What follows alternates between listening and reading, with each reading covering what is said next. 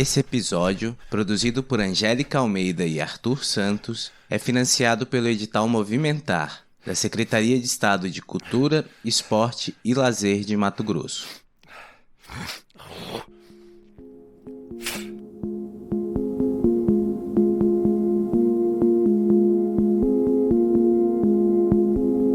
O Centro Geodésico da América do Sul, localizado na Praça Pascoal Moreira Cabral, tem um passado extremamente rico.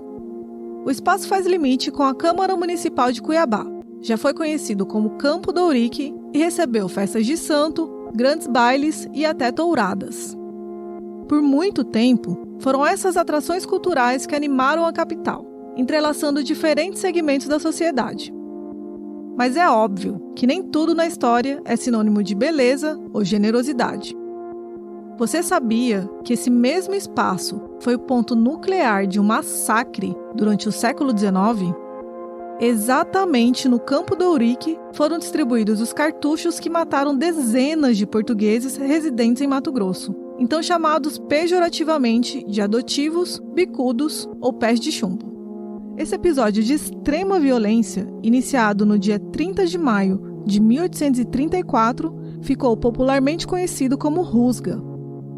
Para contar essa história de crimes e poder paralelo, que perdurou por aproximadamente 3 meses, temos o auxílio do historiador Benoni Lopes.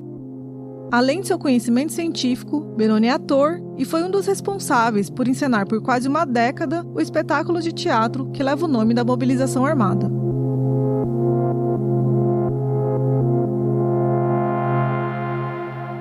Mas antes de falar sobre a Rusga, é preciso saber o contexto daquela época.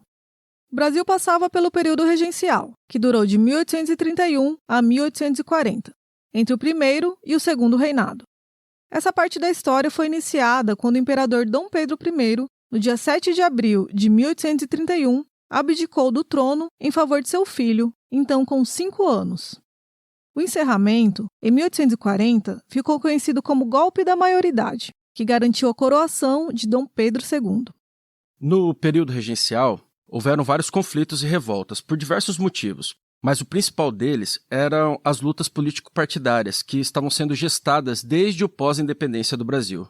Se a gente for pensar em um jogo, significa dizer que, depois da independência, as regras foram modificadas, mas os jogadores ainda não tinham se adaptado a esse novo jeito de jogar, sabe? Esse novo jeito de fazer política. E é assim que os conflitos vão estourar. Foi mais ou menos o que aconteceu na Cabanagem do Pará, na Sabinada da Bahia, na Balanhada do Maranhão, na Farroupilha do Rio Grande do Sul e na Praieira de Pernambuco. O cenário era de intensa participação da elite na política nacional. Mas a falta de unidade proporcionou a formação de 3 grupos: os liberais moderados, os liberais exaltados e os conservadores, chamados de caramurus. Benoni nos ajuda regionalizando essa disputa de ideias.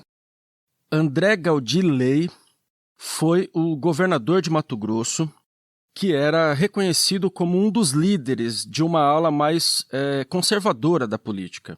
Do outro lado estavam os liberais. O principal dele era o militar e comerciante João Pupino Caldas, que tinha discursos exaltados, pregando até a morte dos portugueses em Mato Grosso, mas nas suas atitudes era um liberal moderado. Já os liberais exaltados se reuniam em torno de Antônio Luiz Patrício da Silva Manso e formaram a Sociedade dos Zelosos da Independência. Essa sociedade ela foi fundada em 7 de setembro de 1833. Seus estatutos foram publicados na imprensa no mês seguinte. O primeiro artigo dizia, abre aspas, "O fim desta sociedade é procurar ligar, pelos mais estreitos laços, os verdadeiros brasileiros, habitantes da província de Mato Grosso, por meio da instrução nos seus deveres e da mútua coadjuvação, para assegurar a independência do Brasil e fazer resistência à tirania onde quer que ela se achar." Fecha aspas. Ou seja, já se vê um forte cunho patriótico que vai ser o mote da Rusga. Essa paranoia ela era alimentada por boatos, pasquins e outros veículos de fake news da época que diziam que os portugueses iriam restaurar a tirania, acabando com a independência do Brasil, e assim voltaríamos a ser uma colônia de Portugal. Bom, a inspiração dessa sociedade é certamente outra de igual tipo. A Sociedade Defensora da Liberdade e Independência Nacional, que foi fundada em São Paulo em março de 1831, que tinha os mesmos temores que os matogrossenses e defendiam o mesmo tipo de patriotismo. Um dos pontos mais importantes desse contexto é justamente a Sociedade dos Zelosos, que dá origem a um grupo político liberal de tendências nativistas, antilusitanas e de defesa da independência. Liberais exaltados e moderados se juntavam sob a denominação de brasileiros. Com argumentos ligados ao patriotismo, tinham como inimigos os caramurus, que eram taxados de restauradores, absolutistas e recolonizadores. Coube aos exaltados da Sociedade dos Zelosos a condução política e militar do ataque marcado para 30 de maio de 1834.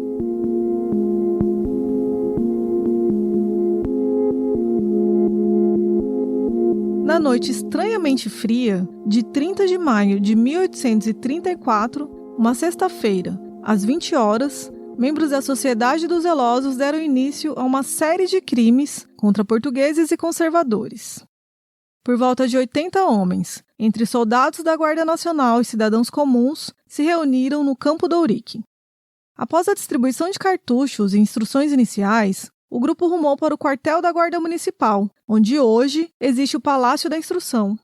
Os rusguentos visavam, além da posse estratégica do imóvel, a retirada do armamento que ali estava guardado. Após o recolhimento das armas, os revoltados se dividiram em grupos e se espalharam pela cidade. Patrulhas se estabeleceram nas proximidades das casas das vítimas, na região que envolvia as principais vias de Cuiabá, as ruas de baixo, do meio e de cima. Por volta das 23 horas, ao sinal de gritos de ordem e toques de corneta, começaram os ataques. Portas de residências e comércios foram arrombadas com machadadas e tiros de arcabuzes. Os exaltados estavam à procura dos inimigos, fossem portugueses ou brasileiros a eles ligados. Tomou conta daquela noite a violência dos assassinatos. Bom, dias antes da rusga, já se tinha relatos de fuga de alguns portugueses. Isso porque os soldados haviam entregado ao governo uma carta assinada por eles, pedindo a deposição dos adotivos de seus cargos públicos e a expulsão do Brasil, ou até a morte dessa gente. Ou seja, o governo naquela altura era chefiado por Pupino Caldas, mas essa carta deixou toda a cadeia de comando paralisada. Então vem o 30 de maio e mais ou menos de 40 a 50 pessoas foram caçadas e mortas. Para a gente imaginar, os soldados se dividiam em grupos e começavam a arrombar as casas e as lojas dos portugueses, gritando: "Viva os brasileiros! Morram os bicudos!" E se alguém ficasse no caminho deles ou desse abrigo a algum bicudo, os soldados matavam. Tem outros relatos também do assassinato de gente que trabalhava para algum adotivo, né? Que não era necessariamente quem os soldados procuravam, né? E matavam escravos também.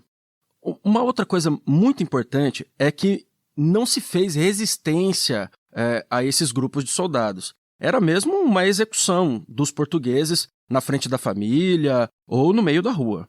Ou era semelhante a uma caçada. Os sujeitos que viam os soldados se aproximando tentavam fugir, pulavam o muro dos vizinhos, se escondiam nas fazendas, nas casas de parentes, mas muitos foram alcançados e mortos. E, claro, os soldados roubavam as casas, as lojas, o gado, extorquiam as mulheres, os parentes, os vizinhos das vítimas, principalmente à procura de ouro. E depois que os soldados deixavam essas casas e lojas reviradas, os populares e até escravos de Cuiabá também saquearam essa propriedade. Era o caos. Além dos crimes em Cuiabá, os revoltosos formaram expedições à procura de fugitivos. Buscas se estenderam por 3 meses aos principais núcleos urbanos da província, como as vilas de Diamantino e Poconé, além de distritos como Serra Acima e Rio Abaixo. Para o soldado ter que provar que ele tinha matado um português ou um descendente de português, eles cortavam as orelhas e levavam para o quartel. Agora, imagina o pânico que se instalou em Mato Grosso nesse momento quando as pessoas viam os soldados carregando essas orelhas, né? Algumas dessas testemunhas disseram que as orelhas eram entregues no quartel aos gritos de "Viva a nação brasileira!" E também chegaram a sugerir que alguns soldados cozinharam e serviram algumas dessas orelhas para comer. Mas o corneta-mor João Pamplona, um dos principais soldados da Rusga, no seu depoimento se defendeu dessa acusação de canibalismo, dizendo que era delírio dos acusadores. Porém, ele afirmou também que teria dito ali no meio das pessoas, com 2 orelhas na mão, que uma orelha era boa para comer com feijão e a outra era boa para beber com cachaça. Possivelmente ele estava fazendo uma piada de muito mau gosto, o que não deixa de ser bizarro, né?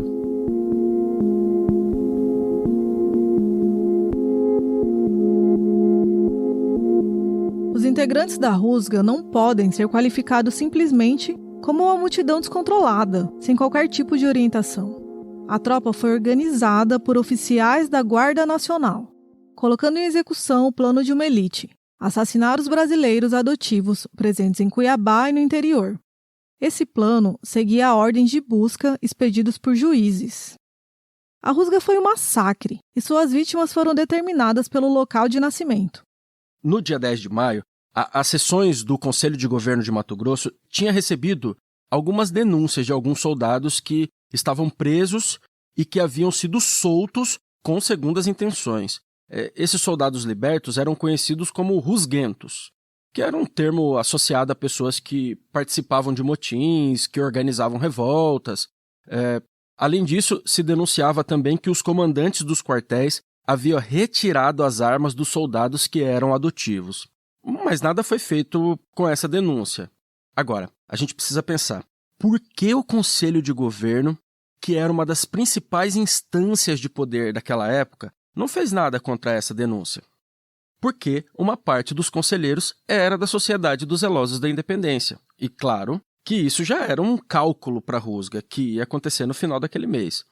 Além do Conselho de Governo, os líderes da Rusga eram a maioria do Conselho Geral, eles eram a maioria da Câmara Municipal de Cuiabá, tinham todos os oficiais da Guarda Nacional, além do único representante de Mato Grosso na corte, que era o deputado Patrício da Silva Manso. Resumindo, em todas as instâncias de poder, do Executivo e do Legislativo de Cuiabá e de Mato Grosso daquela época, tinham membros apontados pelas testemunhas como mandantes do massacre do 30 de maio. Assim como Pupino, muitos desses homens poderosos se defenderam alegando que estavam coagidos pelos soldados, mas é inegável a colaboração desses homens para o massacre e para esses 3 meses de suspensão da ordem constitucional. O deputado Silva Manso estava no Rio de Janeiro quando eclodiu a Rusga, mas no ano anterior ele já havia participado da organização de um motim que é considerado um ensaio para o que aconteceu na Rusga. Assim, além de ser o fundador da Sociedade dos Zelosos da Independência, ele também teria deixado em Cuiabá os planos para a efetivação da Rusga, né? Agora, desse mandato na corte, lá no Rio de Janeiro, o Silva Manso se mudou para São Paulo, a sua capitania de origem, e seu nome foi associado a algumas rebeliões no interior de São Paulo também. Ele morreu em 1848 e no principal jornal da cidade, de Campinas, saiu uma nota fúnebre nada elogiosa. Abre aspas. Queremos falar no finado Antônio Luiz Patrício da Silva Manso, que há pouco faleceu em Campinas, vítima de um assassínio premeditado e calculado há 6 anos mais ou menos, contra ele, por alguns ódios e inimizades que seu gênio esdrúxulo e grotesco evocara por suas ferocidades no Cuiabá, onde aquele nome funesto vive escrito em caracteres de sangue. Fecha aspas. Então, a sua morte foi associada também aos acontecimentos da Rusga. Em Cuiabá, a demanda pela retomada da ordem pública e pela punição dos crimes do 30 de maio começou no fim de agosto, ainda durante o governo de João Pupino Caldas, passando ao seu sucessor, nomeado pela regência. Pensando em estratégias de defesa, os integrantes da Rusga justificaram a matança em nome da segurança, como reação a um suposto plano dos adotivos para assassinar brasileiros. O Pupino Caldas é um dos personagens mais interessantes da Rusga. Vamos lembrar que, por motivos diversos, 4 dias antes da Rusga, o Pupino Caldas se torna o chefe do executivo e fica no cargo durante mais ou menos 3 meses depois do 30 de maio. Ou seja, é ele que está na frente do governo, tomando as decisões e respondendo à corte do Rio de Janeiro. Nesse meio tempo, os adotivos que fugiram de Cuiabá no 30 de maio começaram a chegar em Goiás e começaram a mandar cartas para a capital denunciando a ação dos rusguentos e colocando o Pupino entre os cabeças da rusga. Então vamos imaginar que, antes de assumir o governo, o Pupino Caldas fazia discursos pregando a morte de bicudos e de adversários políticos, mas quando os soldados começaram a matar as pessoas no meio da noite, ele saiu às ruas tentando convencer os soldados de não executarem os inimigos. É no mínimo estranho esse posicionamento. Depois o Pupino participa de decisões junto às lideranças da rusga. Outro fato interessante é que quando se acabaram essas perseguições, o Pupino participou de um ato que permitiu que muitos dos envolvidos na rusga fugissem para não serem julgados. Então ele é essa figura dúbia, né? Que ora está de um lado, ora está do outro. No seu depoimento, para se defender das acusações de que ele era um dos líderes, ele disse que estava coagido pelas tropas, que foi obrigado a fazer o que fez contra sua vontade e por aí vai. Mas foi esse discurso que deu a ele a alcunha de traidor. A repressão e o julgamento sobre os crimes atingiram mais duramente os rusguentos, que eram soldados de baixa patente. Do outro lado, membros da Sociedade dos Zelosos da Independência que ocupavam altos postos civis e militares foram absolvidos ou conseguiram reverter as prisões. Diferente de alguns movimentos regenciais, a rusga não entrou para a história política de Mato Grosso como um legado. Ou seja, não temos herdeiros que querem reivindicar esse fato, muito menos datas comemorativas referentes à rusga. A memória do 30 de maio, como era chamada no século XIX, foi usada principalmente na política mato-grossense até mais ou menos a guerra com o Paraguai. Ou seja, haviam aqueles que comemoravam o massacre como uma forma de colocar medo nos seus adversários políticos e haviam os que escrevessem na imprensa sobre esse fato como uma forma de atacar os liberais de Mato Grosso. Importa dizer também que muitas eleições foram ganhas ou perdidas evocando a memória da rusga também. Agora, o massacre que ocorreu no dia 30 de maio de 1834 foi planejado e executado por um grupo político que estava ligado a uma associação. E essa associação tinha no seu meio praticamente todos os juízes de Cuiabá, os oficiais da Guarda Nacional, que era uma espécie de polícia e exército daquela época, e tinha também os membros eleitos nos espaços de representação, algo como os vereadores e deputados de hoje em dia. Foram esses homens que planejaram o assassinato dos portugueses ou herdeiros de portugueses que viviam em Mato Grosso. O coronel João Poupino Caldas, acusado por muitos de colaborar com os rebeldes enquanto governava e depois agir para reprimi-los, não foi alvo da justiça, mas acabou na mira da vingança. No ano de 1837, antes de deixar Mato Grosso por uma série de pressões políticas, ele realizou visitas de despedida. Ao sair de uma das visitas, no começo da noite, foi assassinado com uma bala de prata, sendo o crime atribuído a um dos rusguentos do 30 de maio. O atirador nunca foi revelado, e muito menos preso. No dia seguinte ao homicídio, apareceram quadrinhas pelas ruas de Cuiabá. As trovas populares diziam: "No dia 9 de maio, depois das Ave Maria, matei Coronel Poupino. Fiz tudo quanto queria."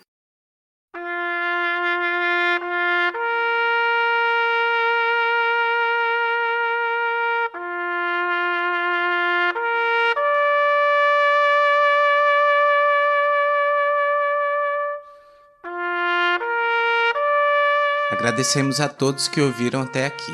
Se você gostou, siga o podcast no seu player de áudio e clique no sininho para receber notificações. Até a próxima!